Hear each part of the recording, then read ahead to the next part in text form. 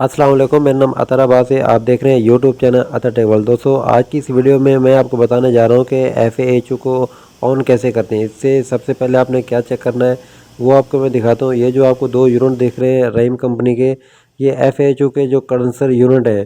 तो सबसे पहले इसकी आपने पावर चेक कर लेनी है कि इसमें 3 फेज जो ना बराबर आ रहे हो, और उसके बाद इसके जो सेफ्टी होती है और गैस के जो वाल होते हैं वो खोल लेने हैं।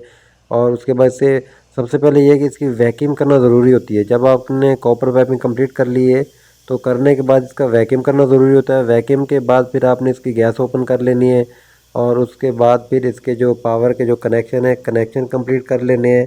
तो आपने ये फिर चेक कर लेना है कि तीनों फेसों के अंदर फेस आने चाहिए।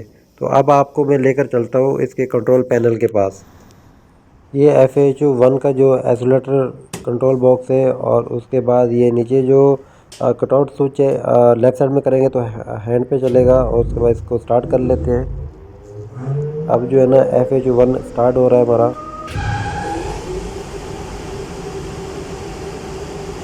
FAQ स्टार्ट हो चुका है। Supply fan, return and recovery wheel ये प्रॉपर सब ऑन हो चुके हैं। ये वाला जो यूनिट आपको दिख रही है FAQ1 है। और उसके बाद अब आपको लेकर चलते हैं FAQ2 के पास।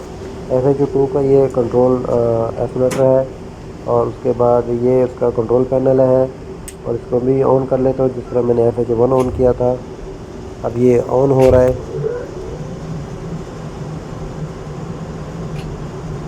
FAQ1 और FAQ2 स्टार्ट हो चुका है। अब आपको लेकर चलता हूँ ऊपर आउटडोर के पास। और ये है आउटडोर के अंदर जो डिस्प्ले थर्मोस्टेट है, जिससे हम लोग कंट्रोल पैनल है जिसके साथ हम लोग FAQ का जो कूलिंग कैपेसिटी है कंट्रोल कर सकते हैं। और उसके बाद जैसे ये डिस्प्ले सप्लाई जो है R22 टेम्परेचर है, उसके बाद अलार्म ऑन।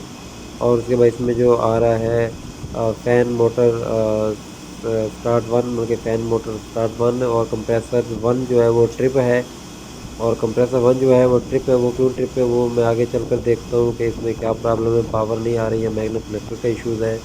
और कंप्रेसर टू जो है वो ऑन हो चुका है।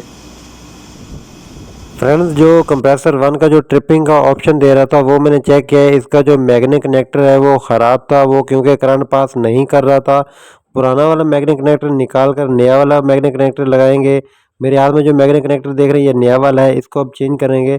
मैग्नेट कनेक्टर चेंज कर दिया गया है, अब इसको ऑन करेंगे। अब इंशाल्लाह बिल्कुल ओके चलेगा। फ्रेंड्स, वीडियो को लाइक नहीं किया तो जल्दी से वीडियो को लाइक कर दें। अगर हमारे चैनल पे आप न्यू हो तो काइंडली रिक्वेस्ट है कि चैनल को सब्सक्राइब कर दें और बेल आइकन प्रेस कर दें, ताकि हमारी नई वीडियो आने वाली आपको मिल सके। वीडियो देखने का बहुत बहुत शुक्रिया। अल्लाह हाफिज़।